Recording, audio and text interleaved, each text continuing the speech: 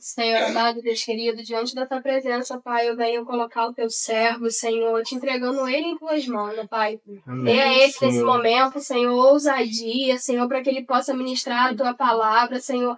Que a gente venha, Senhor, estar com os nossos ouvidos espirituais abertos, ó Pai, para receber aquilo que o Senhor quer nos falar, ó Pai. Que o Senhor dê a ele, ó Pai, tranquilidade, Senhor, confiança, Senhor, que a palavra vem de ti, ó Deus, e que ele consiga passar para nós, Senhor, aquilo que o Senhor já preparou, Senhor, nessa noite, ó Pai. Eu te entrego a vida do teu servo, ó Deus, nessa noite, e que a gente compreenda a tua palavra, Senhor, e que a gente consiga, Pai amado, não só compreender, Pai, mas aplicá-la também, Senhor. E que a tua palavra nessa noite seja reveladora aos nossos corações, ó Deus. Amém. É o que eu te oro, em nome do teu filho Jesus. Amém. Amém. Salve a igreja, papai Senhor. Amém.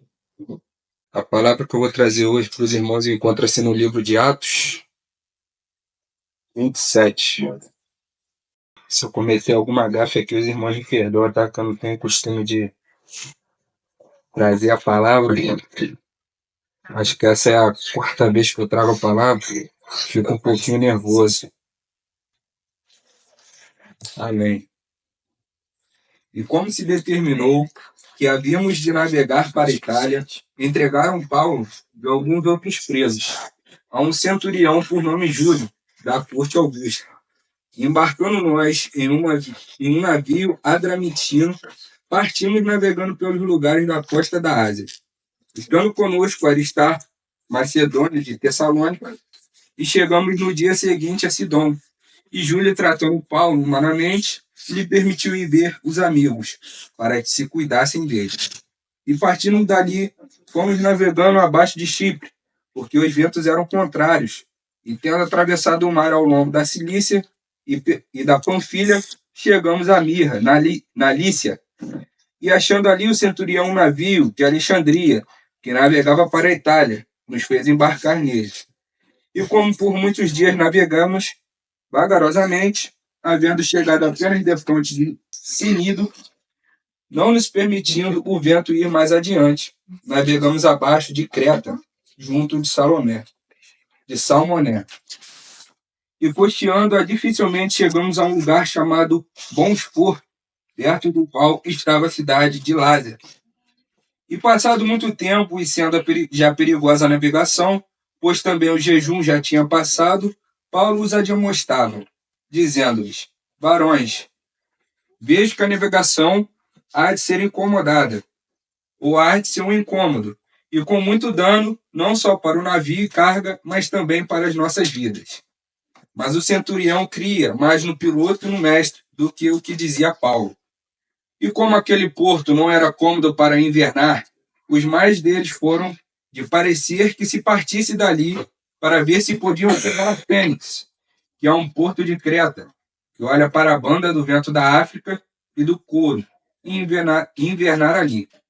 E soprando o sul brandamente, lhes pareceu terem já o que desejavam, e fazendo-se de vela, foram de muito perto costeando Creta. Mas não muito depois, deu nela um pé de vento, chamado Euraquilão, e sendo o navio arrebatado, e não podendo navegar contra o vento, dando de mão a tudo, nos deixamos ir à toa. E correndo abaixo de uma pequena ilha chamada Clauda, apenas pudemos ganhar o batel.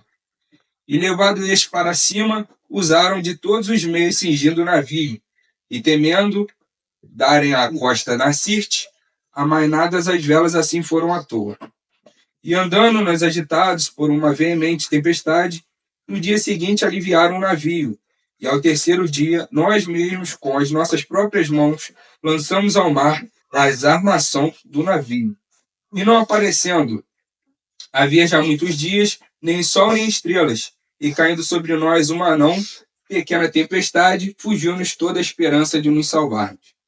E havendo já muito que se não comia, então Paulo, pondo-se em pé no meio deles, disse: fora, na verdade razoável, ó varões, ter-me ouvido a mim e não partir de Creta, e assim evitariam este incômodo e esta perdição.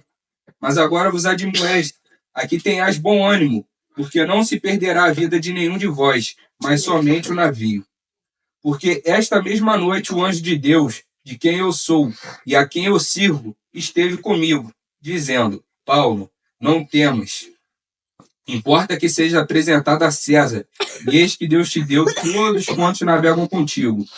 Portanto, ó varões, tenha de bom ânimo, porque creio em Deus, que há de acontecer assim como a mim me foi dito. E contudo necessário irmos dar numa ilha. E quando chegou a 14ª noite, sendo impelidos de uma outra banda do mar Adriático, lá pela meia-noite, suspeitaram os marinheiros que estavam próximos de alguma terra. E lançando o prumo, acharam 20 braças. E passando um pouco a mais adiante, tornando a lançar o prumo, acharam 15 braças. E temendo ir, daí alguns rochedos, lançaram da popa 4 âncoras, desejando que viesse o dia. Procurando, porém, os marinheiros fugir do navio, e tendo já deitado o batel ao mar, como que querem lançar as âncoras pela proa, disse Paulo ao centurião e aos soldados: se estes não ficarem no navio, não poderei salvar-vos. Então os soldados cortaram os cabos do batel e o deixaram cair. E entrando que o dia vinha, Paulo exortava a todos a que comessem alguma coisa, dizendo: já hoje o 14º dia que esperais e permaneceis sem comer, não havendo provado nada. Portanto, exorto-vos a que comais alguma coisa, pois é para a vossa saúde, porque nenhum cabelo cairá da cabeça de qualquer um de vós. E havendo dito isto, tomando o pão, deu graças a Deus na presença de todos, e o partindo começou a comer. E tendo já todos bom ânimo, puseram-se também a comer. E éramos por todos no navio 276 almas. E refeitos com a comida, aliviaram o navio, lançando o trigo ao mar. E sendo já dia, não conheceram a terra. Enxergaram, porém, uma enseada que tinha praia e consultaram-se sobre se deveriam encalhar nela o navio. E levantando as âncoras, deixaram ir ao mar, largando também as amarras do leme. E alçando com a vela maior ao vento, dirigiram-se para a praia. Dando, porém, num lugar entre 2 mares, encalharam ali o navio, e fixa a proa ficou imóvel. Mas a popa abria-se com força das ondas.